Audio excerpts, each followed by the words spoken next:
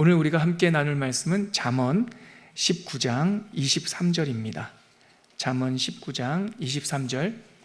우리 이 말씀을 통해서 오늘은 잠언과 전도서, 소위 지혜문학이라고 하는 성경을 함께 배우도록 하겠습니다. 다 찾으셨으면 잠언 19장 23절 같이 함께 읽겠습니다. 시작. 여호와를 경외하는 것은 사람으로 생명에 이르게 하는 것이라. 경외하는 자는 족하게 지내고 재앙을 당하지 아니하느니라. 아멘.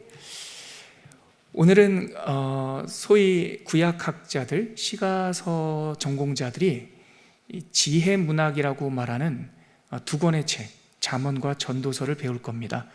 지혜문학이라고 묶이는 성경은 한 권이 더 있어요. 다음 주에 배우게 될 아가서까지 이 세 권의 성경을 지혜문학이라고 합니다. 우리가 보통 목차를 먼저 보는데요, 목차 보기 전에 이 지혜문헌에 대한 서론을 제가 강의 안에 써놨어요. 우리 1페이지 강의 안으로 먼저 한번 가보고 오늘 목차 설명을 드리겠습니다. 방금 말씀드렸던 그 지혜문학, 지혜문헌에 대한 설명이에요.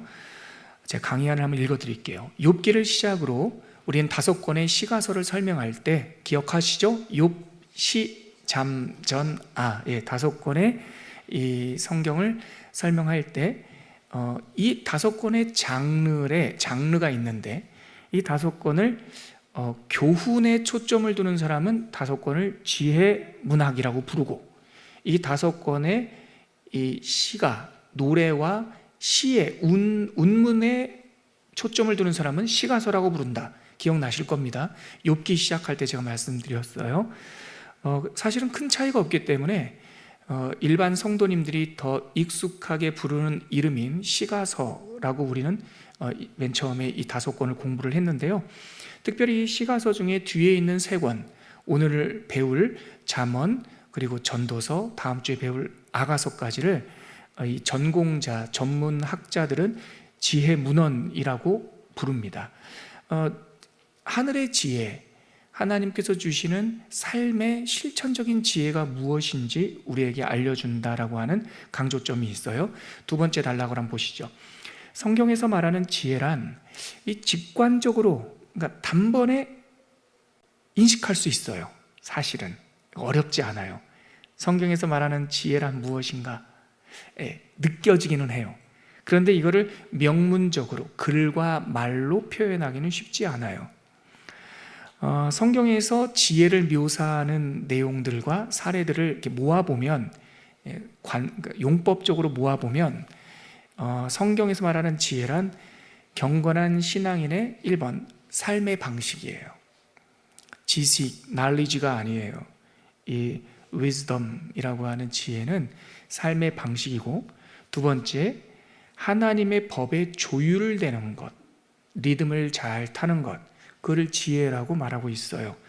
그리고 그 하나님의 뜻에 조화롭게 살아가는 것.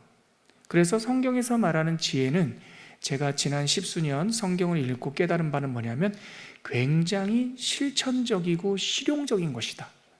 저는 성경에서 말하는 지혜야말로 뜬구름 잡는 소리가 아니라 우리의 삶 속에, 일터에, 가정에 필요한 아주 구체적인 하나님의 방식, 하나님의 리듬, 하나님의 뜻에 대한 배움이 성경에서 말하는 지혜다, 이렇게 정의하고 싶어요. 그래서 지혜문학이라고 방금 말씀드렸던 잠언, 전도서, 아가는 하나님의 그 뜻과 법과 식을 구하고 그 법에 따라 뜻을 쫓아 아름답게 살아가는 방식, 이것을 지혜라고 할 수 있습니다. 그 중에 지혜문학의 첫 번째 책 잠언서를 한번 볼 텐데요. 먼저 목차를 한번 보시죠.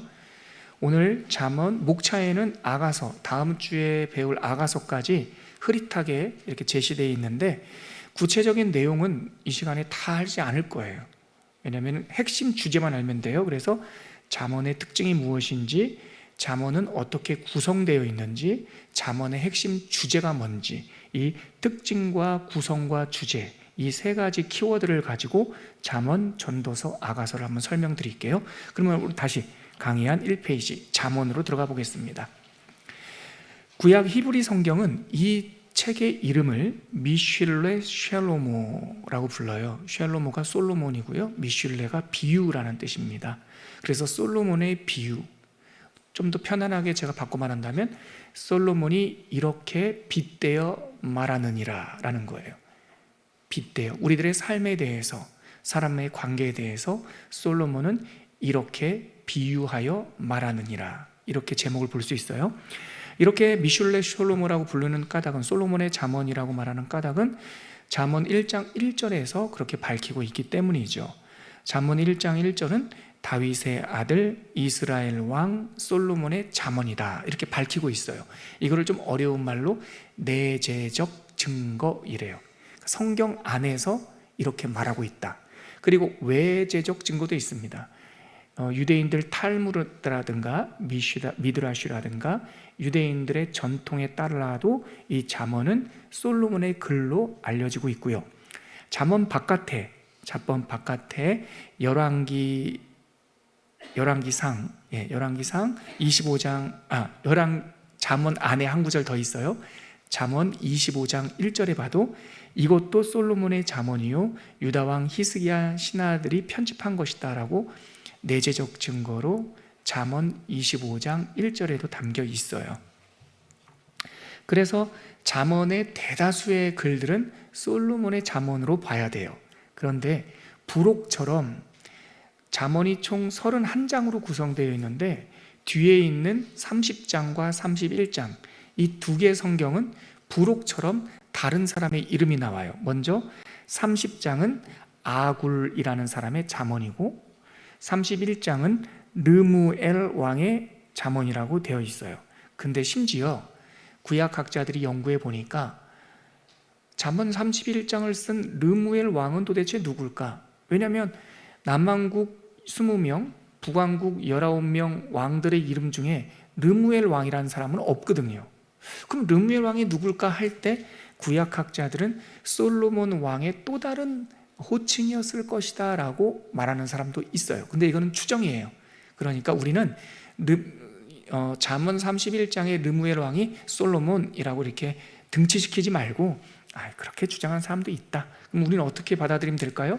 성경에 기록된 그대로, 누군지는 아직 밝혀지진 않았지만 잠언 31장은 르무엘 왕의 잠언이고 30장은 아굴이라는 사람의 잠언이다, 이렇게 생각하시면 되고요. 나머지 29편은 다 솔로몬의 잠언, 솔로몬이 어떤 안건에 대하여 자신의 삶과 경험을 통하여 비유적으로 설명해 주는 글, 이렇게 생각하면 됩니다. 그래서 이 페이지 한번 가볼게요.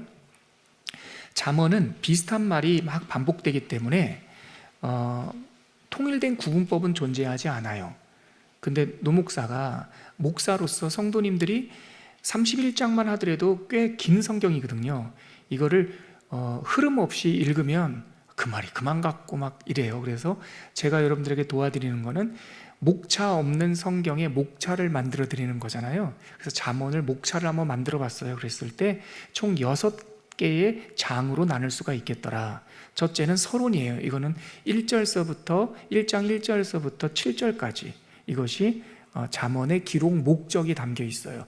이것은 솔로몬의 잠언이다, 무엇을 위해서, 무엇 때문에 이것을 기록했다라는 내용이 1장 1절에서 7절까지 나오고요. 이제 본론 1장 8절부터 9장까지 약 9장에 걸쳐서 젊은이들에게 주는 잠언이 나와요. 잠언이 필요한 사람은 젊은이들이에요, 사실. 젊은이들이 부모 세대가 먼저 경험과 때로는 실수를 통해서 배웠던 그 발걸음을 젊은이들에게 길이 되게 알려주는 것이 잠언이거든요. 그래서 잠언의 첫 번째 파트는 서론, 기록 목적 1절부터 7절, 그거는 이제 넘어가고, 본론 첫 번째는 젊은이들에게 주는 잠언이다. 그럼 두 번째, 본론 두 번째는 10장서부터 24장까지 제일 긴 분량 15장인데요.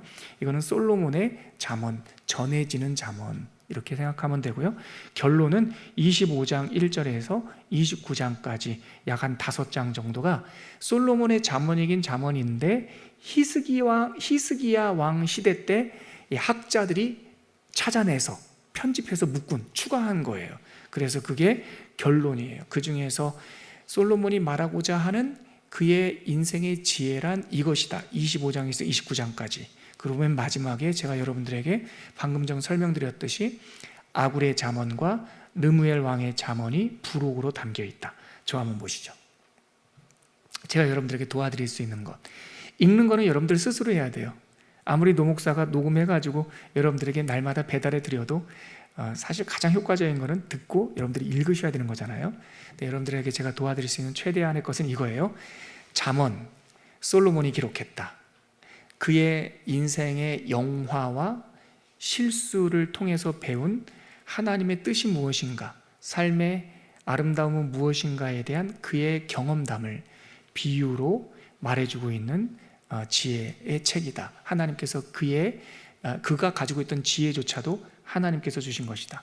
자, 잠언은 총 31장으로 구성되어 있는데 맨 앞부분에 1절부터 7절까지 기록 목적이 나오고, 그거는 떼고 일단 나머지 1장부터 9장까지는 젊은이들에게 주는 잠언 본론 일부, 10장서부터 24장까지 약 25장은 솔로몬의 잠언으로 전해지는 것들을 덩어리로 하나의 큰 고기로 따지자면 안심이 더 커요? 등심이 더 커요? 제가 살림을 안 해봐서 등심이 더 커요? 큰 덩어리 고기처럼 우리 10장부터 25장까지가 이렇게 있고요. 그 다음에 24장까지 이렇게 있고요. 25장서부터 29장까지 5개의 잠언은 히스기야 시대 때의 학자들이 추가로 발굴해서 잘 편집해서 묶어놓은 것. 그리고 맨 마지막에 30장, 31장 부록이 한 장씩 있다. 여기까지. 그러면 잠언의 목적 한번 볼게요. 2페이지. 잠언의 목적, 즉 여호와를 경외하는 것이 근본임을 밝히는 거예요. 이것이 잠언의 주제이자 목적이에요. 우리 2페이지 맨 위에 있고 오늘 본문이잖아요. 오늘 함께 읽었던 본문 다시 한번 읽어볼게요. 잠언 19장 23절 한 번 더 읽겠습니다. 시작. 여호와를 경외하는 것은 사람으로 생명에 이르게 하는 것이라 경외하는 자는 족하게 지내고 재앙을 당하지 아니하느니라. 이게 경외라고 하는 말 오늘의 주제이고 잠언의 주제이고 심지어 전도서의 주제이기도 해요. 하나님을 경외하는 사람은 1번 생명에 이른다, 2번 족하게 지낸다, 즉 만족스러운 삶을 산다, 3번 갑작스러운 재난을 당하지 않는다. 이게 솔로몬을 통해서 하나님께서 우리에게 들려주시는 하나님을 경외하는 사람의 실용적 측면이에요. 경외란 우리들에게 좋은 열매를 줘요. 우리를 생명에 이르게 해요. 하나님을 경외하는 것은 우리가 참 만족하게 살 수 있게 해요. 하나님을 경외하는 삶은 갑작스러운 환난과 재난을 당하지 않아요. 예전에 제가 봤던 추정 60분이었던가요? 쫓는 자와 쫓기는 자라고 하는, 이거 십수년, 이거 한 20년도 더 된 것 같아요. 도대체 몇 년도에 봤는지도 기억이 안 나는데 옛날에 브라운관 TV로 있을 때 봤던 기억이 지금도 선명해요. 르뽀였어요. 어떤 사건을 추적하는 기사였는데 타이틀이 쫓는 자와 쫓기는 자. 이게 저에다 드린 기억이 있는데 내용이 뭐냐면 어떤 사람이 사기를 당했어요. 그 사기 당한 것 때문에 너무 힘들어서 이 사람은 나를 사기에 빠뜨린 사람을 추적하는 이야기예요. 그거를 기자가 카메라 들고 어떤 사기를 당했으면 이 사람이 자기를 속인 그 사람이 어디로 도망갔는데 그 사람을 자꾸 쫓아다니는 장면을 이 추정 60분처럼 이렇게 르뽀로 찍은 프로그램이었는데 젊었을 때인데요. 저는 그걸 보면서 되게 슬펐어요. 사기를 당하는 것도 슬프지만 그것 때문에 삶이 복원되지 않아서 자기 것을 뺏어간 사람을 쫓아다니면서 인생을 허비하는 그분들이 너무 슬펐고요. 가장 슬픈 거는 왜 사기를 당했나? 그 르뽀의 기자가 거의 말미에 브리핑하는 내용이 이거였어요. 사기를 행하는 사람이나 사기를 당하는 사람들이 대체적으로 심리적 요소가 비슷하다.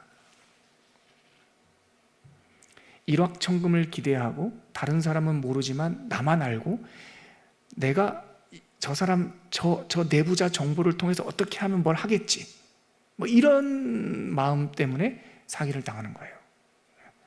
뭐 길거리에서 저도 가끔 요즘엔 그런 거 없던데, 이게 뭐요, 공장에서요 아주 그리고 좀 이렇게 빼온 거라고, 이거 사시라고. 빼왔으면 나쁜 거잖아요. 근데 공장에서 빼왔으니까 싸게 준다고 사봤더니 가짜야. 가서 따지지도 못해. 왜냐면 그 사람은 옮겼어. 신고도 못해. 왜냐면 내가 빼온 건 줄 알고 샀거든. 이런 심리죠. 그러니까 여기 잠언 19장 23절에서 여호와를 경외하는 사람은 세 번째, 재앙을 당하지 아니하느니라. 이게 사실은 좀 먼 소리 같지만 재앙은 랜덤 아니야? 누구나 당하는 거 아니야? 사실 자연과 갑작스럽게 찾아오는 재앙보다도 자초한 재앙들이 많거든요. 어디가 누가 뭐 이렇게 우연히 생각 없이 던진 돌멩이에 맞는 것보다 내가 위험한 곳에 가서 위험을 자초하는 경우가 많지 않습니까? 그런 것을 우리가 경험할 때 이 잠언 19장 말씀이 참 깨달아져요. 공감이 돼요. 여호와를 경외하는 사람은 그런 자초한 재앙에 잘 빠지지 않는다는 거죠. 자, 그 잠언의 주제 내용으로 가볼게요. 잠언서의 주제는 방금 말씀드렸듯이 경외함이에요. 경외란 무엇입니까? 지혜예요, 지혜. 밑에 있는 우리 1장 7절부터 한번 읽고 본론으로 설명드릴게요. 우리 잠언 1장 7절 같이 읽겠습니다. 시작. 여호와를 경외하는 것이 지식의 근본이거늘 미련한 자는 지혜와 훈계를 멸시하느니라.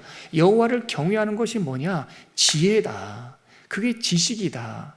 자, 그래서 잠언서의 주제는 여호와를 경외하는 것이고, 그것을 조금 더 실천적으로 설명한다면 지혜고, 지혜와 지식을 조금 더 실천적으로 말한다면 생명을 주는 것이고, 만족하게 지내는 것이고, 갑작스러운 재앙을 피하게 하는 거예요. 자, 바로 윗단락을 한번 설명해 드릴게요.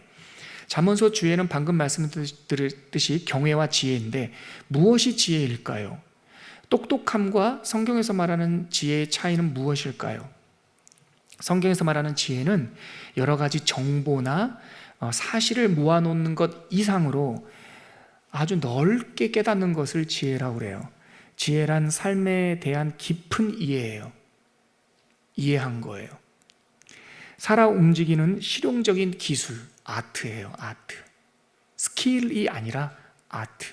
이 기술이라고 번역하는 영어가 스킬도 있지만 테크닉도 있지만 아트라는 말이 있습니다.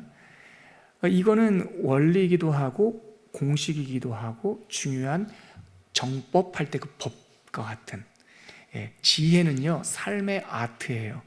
계속 한번 읽어볼게요. 올바른 결정을 내리는데 필요한 통찰력이에요. 그래서 잠언을 잘 묵상하면 통찰력이 생기고 또 실용적인 아트가 생기고요. 그리고 삶을 이해하는 명철함이 생겨요. 그래서 잠언서는 지혜를 딱 설명하기가 쉽지 않으니까 지혜로움과 어리석음을 대조해요. 대조해서 비유해서 설명해줘요. 그래서 미슐레 솔로몬이에요. 솔로몬의 비유예요. 솔로몬이 설명해주는 내용이에요. 그렇지만 여러 가지 것으로 비유하지만 결론은 하나예요. 뿌리는 여호와를 경외하는 것, 하나님을 경외하는 것이 모든 지혜의 뿌리다라는 것이 잠언의 결론이에요. 그래서 오늘 전도서까지 다 하고 나서 제가 오늘 여러분들에게 전해드리고 싶은 그 핵심 한 말씀, 좀 더 깊게 들어가는 것은 여호와를 경외하는 것이 도대체 무엇이냐, 그것을 한번 말씀드리려고 해요. 쉽진 않겠지만 계속 한번 내가 3페이지로 한번 가볼게요. 전도서까지 가보고 여호와를 경외하는 것까지 한번 설명해 드리겠습니다. 자, 시가서의 네 번째 책 전도서. 전도서의 특징은 무엇인가? 구약 히브리어 성경은 전도서의 첫 문장에 나오는 단어를 따라 이 책의 이름을 코헬렛이라고 불렀어요. 우리나라 성경으로는 전도자라고 번역한 단어가 이거예요. 그래서 전도서 1장 1절에 보면 다윗의 아들 예루살렘 왕 전도자의 말씀이라 라고 되어 있는데, 그 전도자라는 말이 코헬렛이에요. 그럼 다윗의 아들 예루살렘 왕은 누굴까요? 여기서는 그의 이름을 잠언서처럼 정확하게 밝히고 있지는 않지만 다윗의 아들로서 예루살렘 왕이었던 사람 누굽니까? 솔로몬이죠. 그래서 전도서도 솔로몬을 통하여 기록된 것으로 전통적으로 인정하고 있습니다. 그런데 이 코헬렛이라고 하는 전도자, 이 말은 뭐냐면 도를 전하다, 길을 가르쳐주다라는 뜻인데, 이 코헬렛의 뿌리가 되는 어근이 뭐냐면 카할이라는 거예요. 이 카할이라는 말이 동사인데 모으다라는 거예요. 모으다. 그러니까 도를 전하려면 사람들을 모으는 거예요. 우리 옛날에 저도 실제로 못 봤고요. 드라마에서 본 것 같은데 옛날 북치면서 이렇게 사람들 모으는 사람이 있었지 않습니까? 서커스도 오고 그러면 그 저녁에 서커스 초대하기 위해서 그 이름을 잘 모르겠는데 등에는 큰 북이 있고 앞에는 뭐가 있으면서 이렇게 걸으면서 쿵짝쿵짝 이렇게 모으면서 사람들을 집중시키죠. 카할이 그런 거예요. 카할. 사람들을 불러 모으다. 그리고 불러 모았으면 뭐예요? 코헬렛. 도를 전하는 거죠. 그래서 이 카할이라는 말 때문에 영어로는 이 전도서를 에클레시아라고 그래요. 에클레시아가 교회, 회집이라는 뜻이잖아요. 그러니까 전도서는 두 가지 뜻이 있는 이름이에요. 사람을 불러 모아서 하나님의 도를 전하다. 그래서 우리나라는 코헬렛이라고 하는 그 원래 이름에서 착안해서 전도서라고 성경 제목을 번역했고, 미국 사람들은 카할이랑 불러 모으다라는 단어에서 에클레시아라고 이렇게 생각을 한 거죠. 아무튼 전도서는 한마디로 말하면 이거예요. 또 노 목사님 우리 편하게 이해하기 편하게 한번 바꿔드려야 되죠. 이보시오, 날 좀 보시오, 내가 할 말이 있어. 이게 전도서예요. 솔로몬이 살아보니 이보시오, 젊은이들이여, 늙은이들이여, 세상 모든 사람들이여, 나를 보시오, 내가 할 말이 있어 하면서 전도서 한번 가볼게요. 전도서 1장 1절 한번 1장 1절 밑 아래를 쭉 한번 읽어보겠습니다. 성경을 한번 펴보시죠. 전도서 1장 이하를 한번 읽어볼게요. 준비되셨으면 한번 저 한번 봐주세요. 준비되셨죠? 네, 다 펴셨죠? 이거예요. 코헬렛, 다윗의 아들 예루살렘 왕 코헬렛, 전도자의 말이니라. 이보시오, 날 좀 보시오, 내가 할 말이 있어. 같이 읽을게요. 1장 1절 시작. 다윗의 아들 예루살렘 왕 전도자의 말씀이라. 전도자가 이르되 헛되고 헛되며 헛되고 헛되니 모든 것이 헛되도다. 해 아래에서 수고하는 모든 수고가 사람에게 무엇이 유익한가? 한 세대는 가고 한 세대는 오되 땅은 영원히 있도다. 해는 뜨고 해는 지되 그 떴던 곳으로 빨리 돌아가고 바람은 남으로 불다가 북으로 돌아가며 이리 돌며 저리 돌아 바람은 그 불던 곳으로 돌아가고 모든 강물은 다 바다로 흐르되 바다를 채우지 못하며 강물은 어느 곳으로 흐르든지 그리로 연하여 흐르느니라. 마치 인생을 통달한 사람처럼 노년에 쓴 거거든요. 솔로몬이 해보니까요 헛되요. 헛되답니다. 모든 것이 헛되니까 바람을 잡는 것 같아요. 한 세대는 오고 한 세대는 가요. 강물이 다 아래로 흐르는 것 같지만 결국은 제 갈 길로 흐르는 것 같지만 결국은 바다로 가요. 근데 그렇게 바다로 쫙 가지만 바다는 넘치지도 않네요. 이러면서 세상의 이 소위 불교 용어긴 하지만 삼라만상, 세상의 모든 것들의 이치가 나름의 질서가 있고 그 질서 속에서 내가 뭔가를 막 하려고 하는 것들이 사실은 모든 것을 채우지 못하는, 바다를 채우지 못하는 것은 둘째치고 내 만족함 하나 채우지 못하는 그 텅 빈 마음, 그래서 헛한 겁니다. 텅 빈 겁니다. 이렇게 얘기를 해주는 거죠. 아까 잠언 29장에서 우리가 읽었던 여호와를 경외하는 자는 족함이 있다고 그랬잖아요. 여호와를 경외함이 없으면 족함이 없는 거예요. 그래서 텅 비는 거예요. 헛된 거예요. 바람을 잡는 것 같아요. 그런데 전도서를 이렇게만 읽으면 야, 이거는 허무주의자의 글이구나. 그냥 모든 게 헛되니까 열심히 살지도 말고 그냥 캐세라 세라, 좋은 게 좋은 거야, 그냥 살아, 그렇게 말하는 거구나 라고 오해하는 사람들이 많아요. 근데 그거 아니에요. 전도서는 헛되다는 걸 말하는 게 아니에요. 웅덩이가 터지니까 헛되죠. 내가 채우려니까 헛되고 내가 바람을 잡으려니까 헛되죠. 근데 전도서를 쭉 읽다 보면 바람을 모으시는 분이 있대요. 채워주시는 분이 있대요. 제가 길로 다 흘러가지만 그 모든 강줄기를 바다로 쫙 인도하시는 창조주가 계시대요. 그래서 전도서는 12장으로 되어 있는데 전도서 맨 마지막 장으로 한번 가볼게요. 12장. 전도서 12장 가보면 전도서가 말하고자 하는 결론이 나와요. 12장 1절 12장 1절 이하 같이 읽겠습니다. 시작.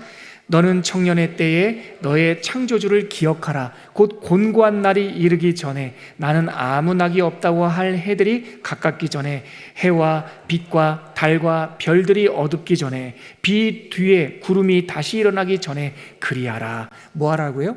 창조주를 기억하라.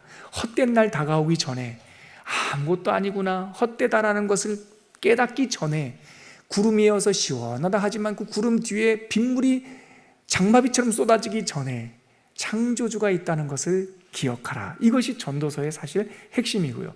그러면 창조주가 있다는 것을 기억하면 무슨 일이 우리에게 일어날까요?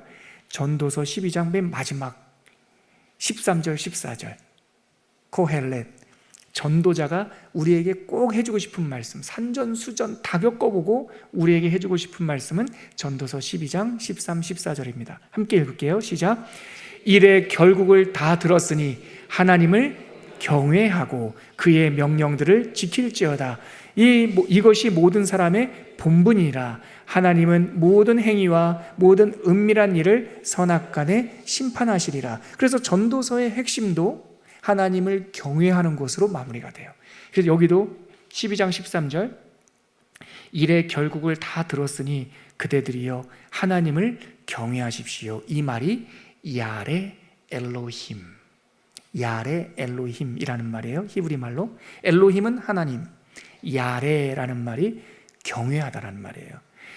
그리고 그의 말씀들을 지킬지어다. 그것이 사람의 본분이니라. 이것이 전도서의 핵심이죠. 자, 오늘 잠언과 전도서 두 개의 성경을 여러분들에게 짧게 설명을 드렸는데 이것은 마디마디 정말 2절을 읽든 10절을 읽든 우리에게 큰 감동을 주는 아주 엑기스들입니다. 마치 냇물 같고 강줄기 같은데 이러한 모든 물들의 근원을 쫙 찾아 들어가면 하나님을 경외하는 것, 이 주제, 샘물이 나와요. 그 하나님을 경외하다는 샘물에서 지혜와 명철과 만족과 감사와 아름다움의 물이 흐르는 것이죠. 오늘 여러분들에게 한번 이거 말씀드리겠다. 전도서의 구조 한번 잠깐 보고 야레 엘로힘에 대해서 말씀드릴게요. 전도서는 12장으로 되어 있는데 1장 1절에서 11절까지는 모든 것이 헛돼, 바람을 잡으려는 것 같아라고 하는 명제가 나와요. 대명제, 두갈식으로. 그리고 11절이 아니라 12절부터 6장 12절까지는 논증, 왜 헛된 줄 알아? 이래 저래 이런 헛된 이유를 말씀해 주고요. 7장부터 12장까지는 그래서 이렇게 그늘지고 늙어져 갈 수 있는, 헛되다라고 말할 수 있는 인생을 우리는 어떻게 살아야 되는지에 대한 조언이 7장, 8장, 9장, 10장, 11장, 12장 나와요. 이게 전도서의 전체적인 구성입니다.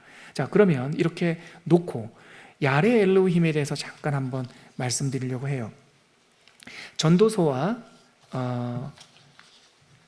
그리고 잠언, 다음 주에 배울, 심지어 좀 더 폭넓게 보자면 아가서도 야레 엘로힘, 하나님을 경외하는 것과 관련이 되어 있어요.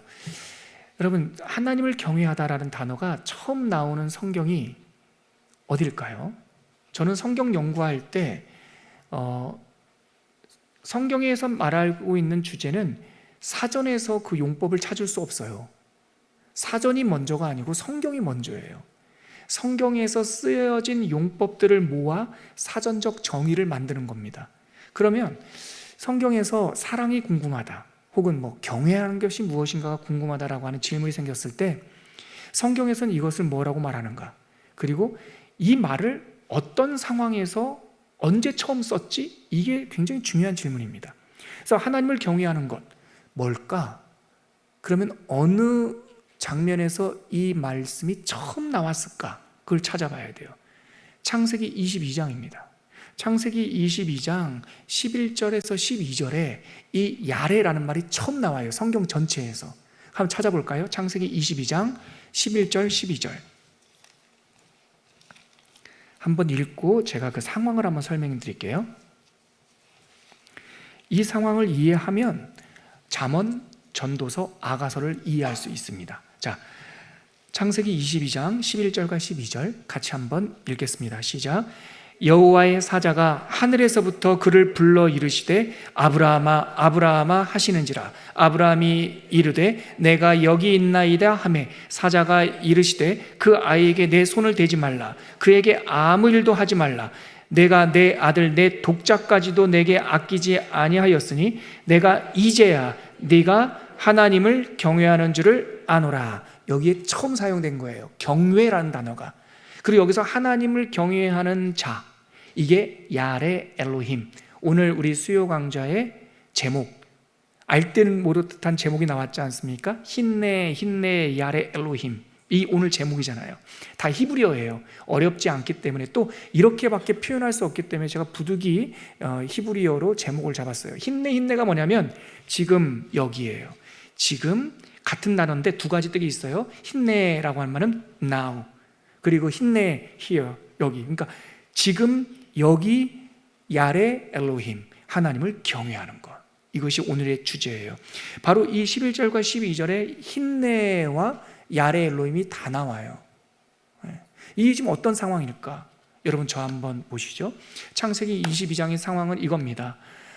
하나님께 언약을 받고 갈대아 우르를 떠나 또 하란을 떠나 가나안 땅에 갔던 믿음의 조상 아브라함. 그는 25년간 하나님의 약속 하나만 붙잡고 하나님을 배반하지 않고 믿음의 길을 걸었죠. 그의 나이 100세가 되었을 때 하나님께서는 약속하신 대로 그의 가정에 이삭을 주었어요. 얼마나 큰 기쁨입니까? 상속자가 태어났고 기쁨이 아주 충만했죠. 근데 그 이삭이 10살쯤 넘었을 때, 말하고 걸을 수 있을 때가 됐을 때, 그때가 창세기 22장. 갑자기 하나님께서 아브라함에게 나타나셔서 이렇게 말씀하셨어요. 너의 독자, 네가 사랑하는 아들, 너의 생명만큼이나 귀한 그 아들 나에게 데려와라. 나에게 다오. 아버지 아브라함의 마음은 어땠을까요? 하나님을 사랑하고 하나님과 함께 걸어온 세월이, 혼자 아무것도 없을 때 걸어온 게 22년, 이삭과 함께 걸어온 게 10여 년인데 합쳐서 한 30여 년 정도 된단 말이에요. 갑자기 하나님께서 이삭을 달라니, 나에게 다시 돌려달라니, 이거는 정말 할 수 없는 일이었죠. 하지만 아브라함은 얼마나 시간이 지났는지 모르지만 어느 날 결정을 합니다. 네, 알겠습니다, 하나님 하고 아침에 일찍 일어나 자기 독자 이삭과 함께 하나님의 산 모리아 산으로 갑니다. 예루살렘이에요. 그 당시 예루살렘 모리아 산. 그쪽으로 올라갑니다. 그러면서 산을 바라보는데 아무것도 안 보여요. 그래서 멀뚱히 산을 보면서 저기가 하나님께서 나를 부르신 땅이구나, 내 아들과 이별해야 될 땅이구나 하면서 종들한테 너희는 여기 있어라, 나와 내 아들 이삭이 갔다가 내려오마 하고 이삭과 아버지 아브라함이 그 산 위로 올라갑니다. 아브라함이 생각했던 하나님께 드리는 방식은 번제, 태워드리는 이런 문화에 있었기 때문에 장작과 아이와 불을 들고 산 위로 올라갑니다. 그러자 함께 걸어 올라가던 이삭이 아브라함한테 물어요. 아버지가 하나님 앞에 예배 드릴 때 항상 가장 좋은 양을 드렸잖아요. 근데 장작도 있고 횃불도 있는데 양은 어디 있습니까? 알고 물어보는 거거든요, 이삭이. 아버지의 마음은 더 무겁죠. 하나님께서 준비하실 거야 하고 그 정말 눈에 넣어도 안 아픈 그 아들과 함께 산 위로 올라간 거예요. 그게 지금 22장 내용이에요. 그리고 그 위에 올라가서 제단처럼 단을 만들고 거기에 자기 아들을 묶습니다. 그리고 거기에 눕혀놔요. 그리고 자기가 알고 있는 세계관에서는 양을 하나님께 바치듯 나한테 드리라고 했으니까 이 아들을 어떻게 해야 되나 하고 자기가 아는 수준에서 칼을 들고 그 아들을 하나님께 양으로 제사 드리듯이 드리려고 들었죠. 그 순간 11절 여호와의 사자가 하늘에서 그를 불러 이르시되 아브라함아 하지 마라. 그랬더니 아브라함이 뭐라고 그래요? 힘내니 그러는 거예요. 여기서 내가 여기 있나이다가 힘내, 내가 여기 있습니다 해서 힘내니 이렇게 되는 거죠. 아브라함아 아브라함아 급하게 부르시니까 아브라함이 내가 여기 있습니다 힘내니. 그러니까 12절에 사자가 이르되 그 아이에게 네 손을 대지 말라. 너 왜 그러니? 그거 아니다 하면서 그에게 아무 일도 하지 말라. 네가 네 아들 내 독자까지도 내게 아끼지 아니하였으니 내가 이제야 네가 하나님을 경외하는 줄 알겠노라. 야레, 내가 이제야 네가 야레 엘로힘이라는 사람인 줄 알겠다. 그렇게 말씀해 주시고 아이와 함께 비전과 함께 모리아의 산 아래로 내려가죠. 근데 내려가기 전에 수풀을 보니까 이 양 한 마리가 준비되어 있는 거죠. 그러니까 아브라함이 그 하나님의 말씀과 경험을 통해 여호와께서 다 알고 계셨어, 여호와께서 준비하셨어 하면서 그 자기 아이를 하나님께 그 제사처럼 드리려고 했던 그 미련한 제단을 여호와 이레라고 불러요. 그러면서 우리 성경에는 의역해서 여호와께서 준비하시다 이렇게 번역을 하는데, 그 이레라는 말이 그 흰에, 그러니까 그 보다라는 뜻이에요. 그러니까 라라는 말이 보다라는 거거든요. 그러니까 여호와 이레라는 말은 여호와께서 보시다라는 뜻이에요. 여호와께서 보셨으니까 준비하셨고, 여호와께서 뭐를 봐요? 아브라함의 마음을 봤고요. 누구의 마음을 봤어요? 이 어린 이삭의 마음도 봤어요. 다 보신 거예요. 내가 이제 네가 네 독자, 네 외아들도 나에게 아끼지 않는 것을 알았다. 그래, 네 마음이야말로 야레 엘로힘이구나. 네가 여호와를 경외하는구나. 하나님께서 보셨어요. 그런데 제가 아까 22장 설명드리면서 고민과 번민 끝에 아들과 모리아 산으로 향할 때 멀찍이에서 이 아브라함이 모리아 산을 바라봐요. 아무것도 안 보여요. 우리가 하나님을 바라볼 때는 아무것도 안 보여요. 너무나 커서, 너무 멀어서. 근데 그 산 위에서 하나님은 우리를 보신단 말이에요. 우리의 몸이 아니라 우리의 깊은 것까지 다 꿰뚫어 보신단 말이에요. 그러면서 하나님과 우리 사이에 무엇인가가 연결돼요. 그게 경외예요. 사사로운 마음, 대가를 얻으려는 마음, 내가 1,000원을 넣으면 자판기에서 음료수가 나올 거야. 이거는 야레가 아니에요. 내가 일하면 하나님께서 나에게 월급을 주실 거야. 이거는 야레 아닙니다. 내가 하나님 앞에 헌금했으니까 하나님께서 나에게 복을 주셔야지. 이런 거는 거래라고 그래요. 야레는 그런 게 아니에요. 아무것도 바라는 마음 없이 하나님에게 독자까지도, 아낌없이란 말은 나 차마 못 쓰겠어요. 아까웠을걸요. 인지상정이라 아깝죠. 아브라함은 아깝지 않은 걸 드린 게 아니에요. 목숨만큼, 자기 생명만큼 귀하지만 그거를 하나님 앞에 놓는 거죠. 이게 야레예요. 그래서 유대인들은 미시나라고 하는 선조들의 지혜라고 하는 책에서 야레를 이렇게 설명해요. 설명이 되게 어려우니까 이런 글이 있어요. 제가 한번 읽어드릴 테니까 들어보세요. 제가 좀 의역을 했습니다. 그냥 그거 미시나를 그냥 번역하면은 조금 비문이 많아서 제가 좀 의역을 했습니다. 야레란 무엇인가? 여호와를 경외한다는 것이 무엇인가? 들어보세요. 대가를 위해 일하는 것은 노예와 다름없습니다. 대가가 없더라도 주님을 위해 봉사하는 자유인이 되십시오. 그러면 하늘에서 야레가 그대들에게 깃들 것입니다. 이게 굉장히 중요한 원리예요. 무엇인가를 얻기 위해서 하는 것은 노예적 삶과 다름없습니다. 돈을 위해서 일하셨습니까? 돈의 노예일 수 있습니다. 명예를 위해서 일하십니까? 그것의 노예일 수 있습니다. 그러나 아무것도 없다 하더라도 그저 주님을 사랑하여 주님은 주님이시기에 아무것도 없더라도 주님을 위해 봉사하는 자유인이 되십시오. 이런 사람이야말로 묶인 것 없는 자유인이라는 거예요. 그러면 하늘의 야레가 그대들에게 깃들 것입니다. 제가 이것을 미시나에서 읽고 나서 잠언과 전도서, 아가서로 적용하면서 이렇게 바꿔쓰기를 한번 해봤어요. 제가 쓴 문장입니다. 들어보십시오.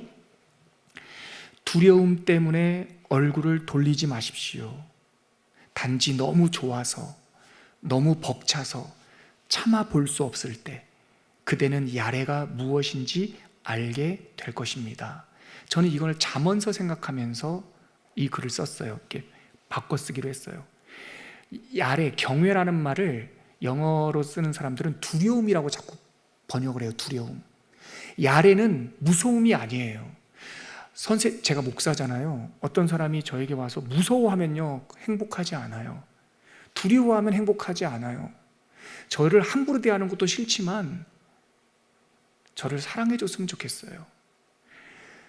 그냥 좋아서, 고마워서, 벅차서 참아 볼 수 없잖아요. 그러면 우리가 야레가 뭔 줄 알아요. 그 사람이 무서워서 피하는 게 아니에요. 하나님이 무서워서 얼굴을 돌리는 게 아니에요.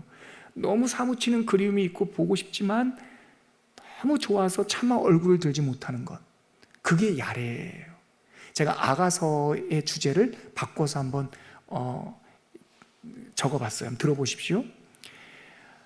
벌 받는 것이 무서워서 조심하지 마십시오.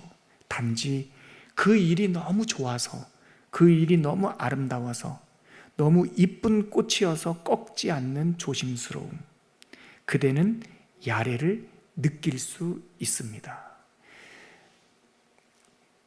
꽃을 꺾으면 벌 받을까봐 벌금 10만 원, 그래서 꽃을 안 꺾는 게 아니고, 꽃이 너무 이뻐서 내가 꺾는 것보다 그냥 그 상태로 놓고 보는 게 너무 이뻐서, 그래서 조심스러운 거예요. 꺾일까봐. 이 튤립 하나가 다 꺾일까봐 조심스럽게 보는 거, 손도 잘 안 되는 거, 그게 야레예요. 야레. 그거 내 거 아니어서 잘못하면 꺾이면 10,000원 벌금 내야 돼, 이런 건 야레 아니에요. 야레는 너무 아름다워서 손대지 않는 것, 너무 사랑해서 얼굴을 참아들지 못하는 것, 돈으로 바꿀 수 없는 너무 그 자체로 귀해서 아무런 대가 없이 주님을 향해서 봉사하는 것, 그럴 때 하늘의 야레가 그대들에게 깃들 것입니다. 이것이 여호와를 경외하는 삶, 잠언의 주제. 그렇게 여호와를 경외하면 생명으로 우리를 이끌어 갈 겁니다. 그렇게 여호와를 경외하면 우리가 만족함을 누릴 것입니다. 그렇게 조심스럽고 아름다움으로 살려고 하면 사기꾼들이 우리 옆에 범접할 수가 없습니다. 재앙을 당하지 않습니다. 여호와를 경외하면 지혜가 충만하고, 여호와를 경외하면 다음 주 주제인데 진짜 사랑이 뭔지 알 수 있습니다. 이게 지혜 문학의 핵심인 야레 엘로힘의 주제였습니다. 오늘 제목이 뭐였다고요? 힘내 야레 엘로힘. 지금 여기서 여호와를 경외하는 삶. 같이 찬양하고 기도하고 마무리하겠습니다. 조금 더운 것 같아요. 에어컨 좀 틀어주세요. 같이 찬양하겠습니다. 주님 말씀 앞에서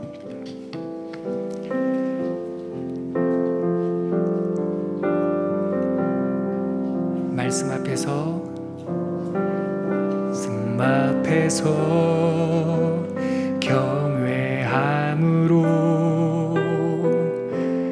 주께 홀로 섭니다. 생명의 말씀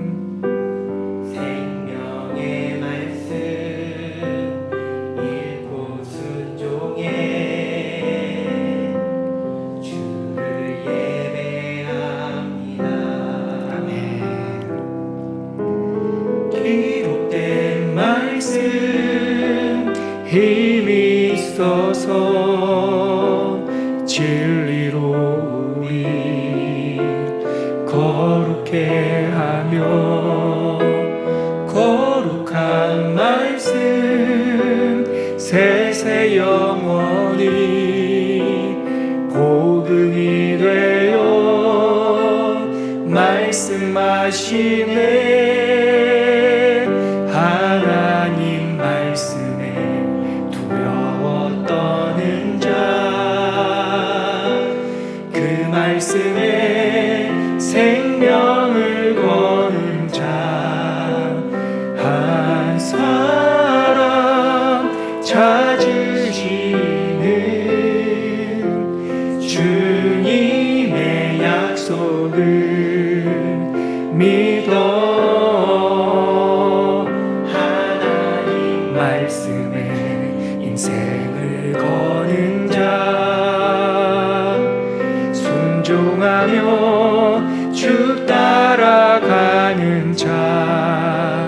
영원한 하나님 나라 이뤄갈 주의 교회여 일어나. 우리 한 번 더 찬양하겠습니다. 말씀 앞에서 경외함으로, 말씀 앞에서 경외함으로 주께 홀로 섭니다. 생명의 말씀 읽고 순종해 주를 예배합니다. 아멘. 기록된 말씀 힘이 있어서 진리로 우리 거룩해 하며, 거룩한 말씀 세세 영원히 복음이 되어 말씀하시네. 하나님 말씀에 두려워 떠는 자, 그 말씀에 생명을 거는 자 한 사람 찾으시는 주님의 약속을 믿어 하나님 말씀에 인생을 거는 자, 순종하며 주 따라가는 자, 영원한 하나님 나라 이뤄갈 주의 교회여 일어나라.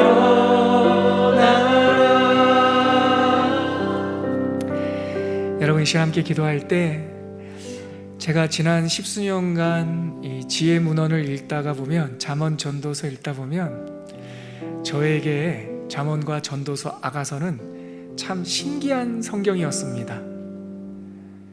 넉놓고 읽으면 맨날 그 말이 그 말 같은데요, 갑자기 청소하다가, 예전에 마루 이렇게 청소하다가 가시에 찔리듯이 어느 날 한 말씀이 제 가슴을 꽉 찌르고 들어옵니다.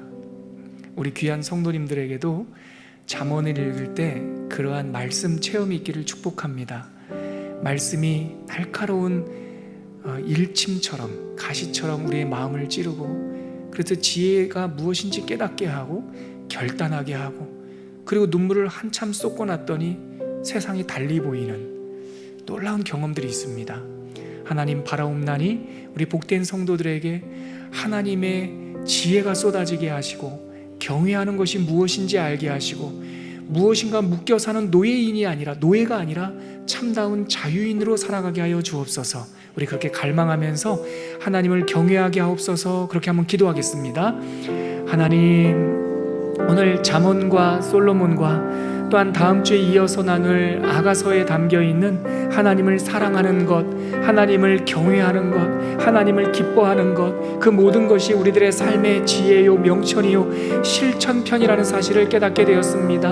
하나님 아버지, 머리로만 알지 않도록 도와주시고 우리들의 삶 속에서 지혜로 충만하게 하여 주시고 하나님의 명철로 눈이 열리게 하여 주셔서 세상의 이치와 세상의 흐름을 깨닫게 하여 주셔서 우리를 생명으로 인도하여 주옵시고 만족함으로 인도하여 주옵시고, 하나님 우리들의 삶이 정말 많은 사람들 거치는 돌을 만나지 않고 시온의 대로가 열릴 수 있는 우리 복된 성도들이 될 수 있도록 주님 도와주시옵소서. 사랑하는 하나님 아버지, 아가서를 읽을 때 술람미 여인을 향하여 솔로몬이 그대는 애굽의 준마보다도 더 아름답구나 라고 하는 찬미를 들을 때에, 어느 날 애굽의 준마가 무슨 말이냐, 나는 예루살렘의 준마로 살 것이다, 시온을 향해 달려갈 것이다. 하나님의 언약의 땅을 자유롭게 뛰노는 하나님의 준마가 될 것이다 라고 말씀에 감격했던 순간이 있었습니다. 오늘 하나님을 경외하는 삶이 무엇인지 조금 알게 되었사오니 돈에도 묶여있지 않도록 도와주시고 명예와 사람과 세상 어떤 것에도 묶이지 않는 참다운 자유인이 되게 하여 주옵소서. 대가 없이 주님을 위하여 봉사하는 자유인이 될 때 그대들에게 하늘의 야레가 깃들 것이다. 이 말씀을 알게 하여 주셔서 참다운 자유인, 참다운 하나님의 자녀로 마음껏 살아가는 하나님의 백성들 다 되게 하여 주옵소서. 예수님의 이름으로 기도합니다. 아멘.